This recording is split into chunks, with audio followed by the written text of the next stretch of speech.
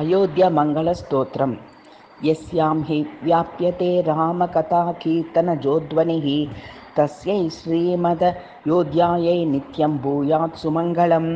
श्रीरामभूमिर्या महावैभवभूषिता तस्यै श्रीमदयोध्यायै नित्यं भूयात् सुमङ्गलं। या युक्ता ब्रह्मधर्मज्ञैर्भक्तैश्च कर्म वेतृभिः तस्यै श्रीरामदयोध्यायै नित्यं भूयात् सुमङ्गलं। या देवमन्दिरैर्दिव्या तोरणध्वजसंयुता तस्यै श्रीमद्योध्यायै नित्यं भूयात् सुमङ्गलं।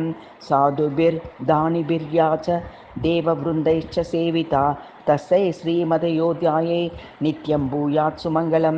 सिद्धिदा सौख्यदा या च भक्तिदा मुक्तिदा तथा तस्यै श्रीमदयोध्यायै नित्यं भूयात् सुमङ्गलं।